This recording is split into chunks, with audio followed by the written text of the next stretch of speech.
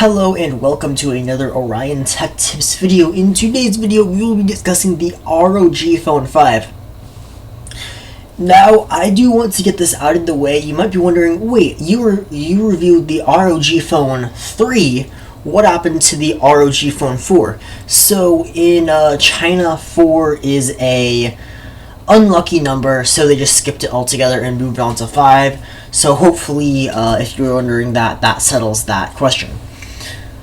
Okay, so a little bit of background information on the ROG Phone 5. This is a very high-end premium phone. This retails for $550. I want to say that off the bat. I did see some other reviewers just like say the specs and then say how amazing the phone was and then say the price tag at the end. But no, so yeah, this is, sorry, did I say 500? 1,550 is what I meant to say. So yeah, $1,550. So this is a very, very expensive phone. So I mean, the iPhone 11, sorry, the 12 Pro Max, that retails at what, $1,150? So this is way more than even that. So this is a very expensive phone. So definitely, yeah, definitely you need to understand that, because yeah, sure, this phone has some specs, but the price tag is massive.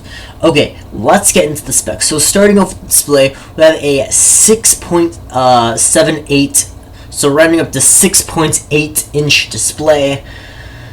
This is a 1080 by 2448. It is a 144 hertz display. HDR10 plus at 800 nits and it peaks at 1200 nits of brightness, and it does have Gorilla Glass.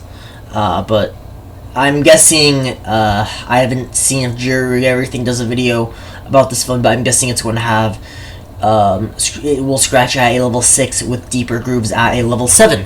I'm guessing. So, probably, because most phones are like that. Okay. It weighs 238 grams with 10.3 meters of thickness. Sorry. It runs Android 11 and the ROG UI, which is like this fancy gamer skin. If you ever owned like an ROG laptop, it has like the crazy effects. The phone is pretty much the same.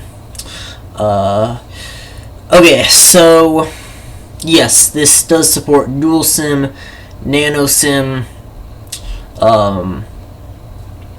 For the performance, it has the Qualcomm Snapdragon 888 5G with running a 5 nanometer process. So this should be not only very fast but very efficient to go with the 6,000 milliamp hour battery.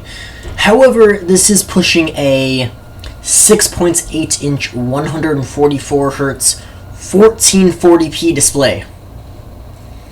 So yeah.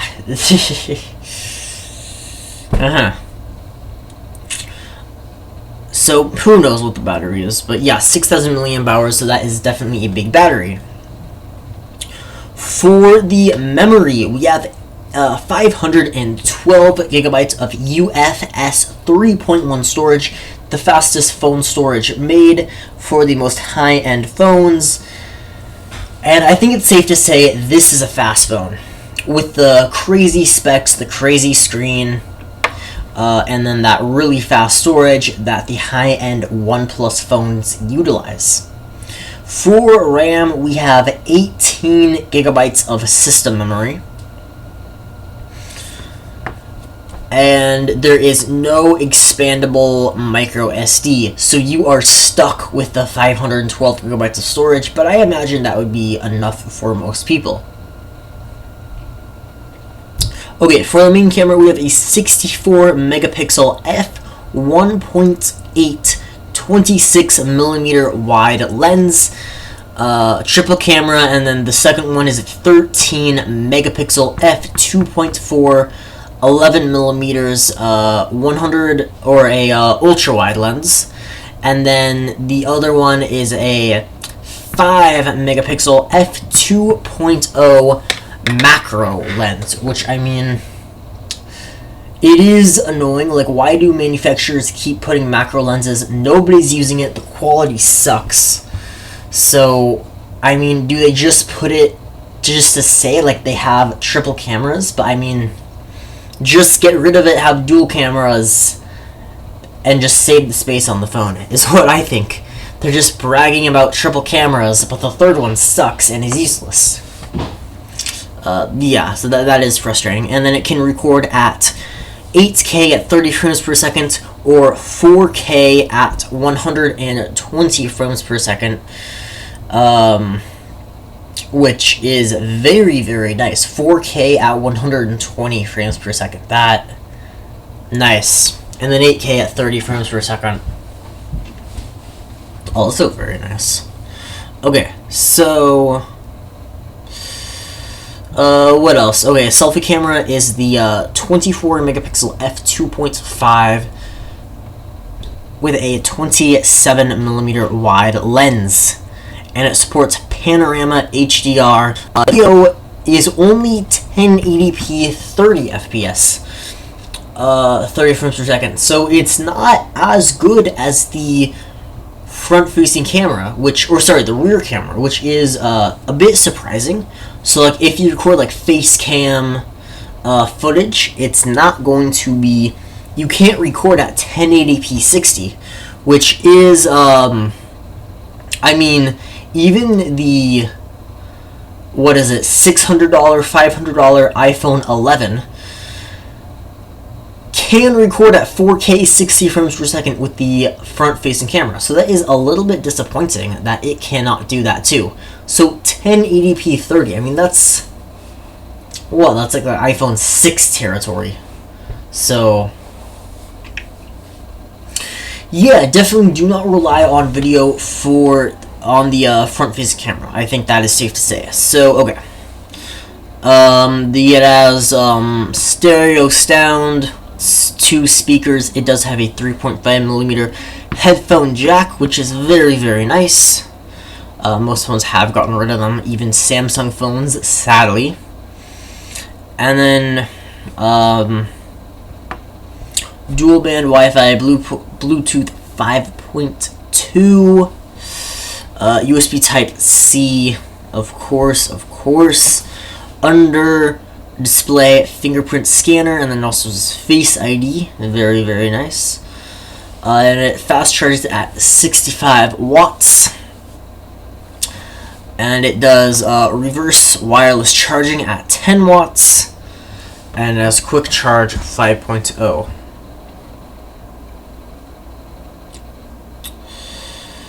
Okay, that is it for the specs. What is my opinion about the phone? I do think it has very, very nice specs. Will I personally be buying this phone? No. Should you? Maybe if you are in the market for this. But, I mean, if you are seriously into mobile gaming, I would say, like, if you want just to buy, like, the most high-end, like, Samsung, LG Huawei phone, you definitely can do that, and you're still going to get that Snapdragon 888, which has crazy good performance for gaming, and 18 gigabytes of RAM. That's nice, but I mean, you really can't utilize it, and you can't lock something into memory like you can with a Samsung phone. That is disappointing, that you can't save something as a memory because you have 18 gigabytes of RAM. That would be very, very nice if you could do that. Because 18 gigabytes of RAM, if you could do that, that would be amazing. That would be a great selling point. But, you know, yeah, it's definitely hard to say. Personally, I cannot justify paying $1,550 for a phone. For a computer, this would be different, but I mean, I don't know, guys. Alright, so,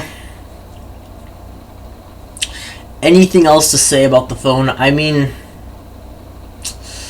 it looks cool, so if you're after looks, then yeah, this definitely does look like a cool phone. But I mean, would I buy it? No. Would I recommend the phone? Not really. But yeah, anyway, that's going to conclude my video. The one other thing I do want to say is I'm going to be streaming on Twitch. I know, like I said that like 2 years ago. like I started streaming on Twitch 3 years ago, and then I did a few streams, quit, then I started 2 years, and then I started back a year later, so 2 years from now, 2 years ago, and then I did a few streams, and then I quit again.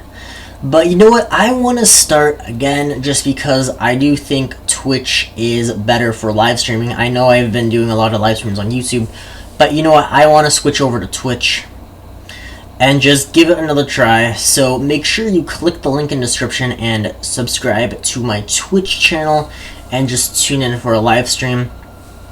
I don't know what my streaming schedule is going to be because I'm kind of busy with YouTube at the moment. I don't know, like, I don't really record the most YouTube videos, and then with Twitch, but you know, I'm going to try to do a live stream. Make sure you tune in.